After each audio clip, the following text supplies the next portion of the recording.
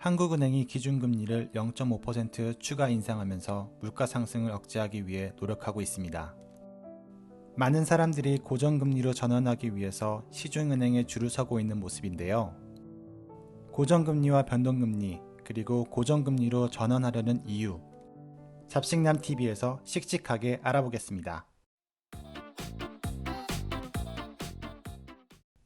우리은행 홈페이지입니다. 현재 안심전환대출을 소개하고 있는데요. 안심전환대출은 변동금리를 최대 30년까지 고정금리로 전환해주는 상품입니다. 2단계 안심전환대출에서 주택가격과 연소득의 조건이 완화되면서 신청자가 급증하고 있습니다. 첫날에만 3,200억가량이 시중은행에서 신청되었고 11월 7일 기준으로 주택공사와 6대 은행에서 약 4조 3천억 원의 전환 신청이 있었습니다. 기준금리가 3%로 오른 시점에서 이미 대출을 받은 사람들이 변동금리에서 고정금리로 전환하는 이유가 무엇일까요? 물가 상승과 금리와의 상관관계부터 간단히 알아볼게요. 물가 상승률 그래프인데요. 지난 10월은 작년 동월 대비 5.7% 상승했으며 소비자 물가지수는 지난 10월 109.21을 기록했습니다. 2020년 10월에 100원을 주고 구매하던 것을 2022년 10월에는 109.21원을 줘야 하는 거죠. 이런 물가를 억제하기 위해서 한국은행은 기준금리를 0.5% 인상해 3%가 됐습니다. 미국 중앙은행도 기준금리를 4%로 올렸는데요. 무려 0.75%를 인상한 것입니다. 한국은 빅스텝, 미국은 자이언트 스텝으로 물가 안정에 총력을 기울이고 있는 거죠. 일반적으로 금리가 떨어지면 물가가 상승합니다. 금리가 떨어지면 통화량이 늘어나서 물가가 상승하게 되는 거죠. 이런 상태가 지나치게 발생하고 지속되는 것을 인플레이션이라고 합니다. 2020년 기준금리가 0.5%였는데 이 시점의 영향으로 물가가 상승합니다. 2020년 이후 금리가 급격하게 오릅니다. 반대로 금리가 오르면 보통 물가 상승은 억제됩니다. 금리가 오르니 저축성 예금이 늘어나서 시중의 통화량이 줄어들게 됩니다. 또한 대출 이자도 상승하게 되죠. 이는 시장의 유동성을 하락시켜서 물가를 하락시키는 작용을 합니다. 그렇다면 고정금리와 변동금리는 뭘까요? 고정금리는 표현 그대로 대출의 이자가 상환시까지 고정되어 있는 것인데요. 금리에 자물쇠가 채워져 움직이지 못한다고 보시면 됩니다. 금리는 여러 가지 요인으로 결정되는데요.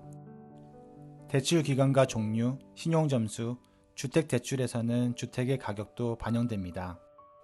만기 일시 상환대출은 이자만 내다가 만기 시의 원금과 이자를 일시에 상환합니다. 원금 균등 분할 상환은 매월 일정한 금액으로 균등 상환하고 이자는 원금 잔액에 적용하는 방식입니다. 원리금 균등 상환대출은 원금과 이자를 대출 기간 동안 매달 같은 금액으로 나누어 갚아가는 방식입니다. 고정금리 5%로 상환금이 세 가지 방법에 얼마나 차이 나는지 볼까요? 앞에서 살펴봤던 세 가지 대출 방식에서 고정금리를 적용해서 대출 할부금을 계산해 볼게요. 대출 원금은 3억 원, 그리고 대출 기간은 5년 60개월로 해보겠습니다. 그리고 거치 기간은 없는 걸로 하겠습니다. 거치 기간은 원금은 갚지 않고 이자만 내는 기간을 뜻합니다. 그리고 대출 금리는 5%로 설정하겠습니다. 우선 원금 만기 일시 상환부터 살펴보겠습니다. 약 3억 7,499만, 3억 7,500만 원이 나옵니다. 그리고 두 번째로 원금 균등 상환 살펴볼게요.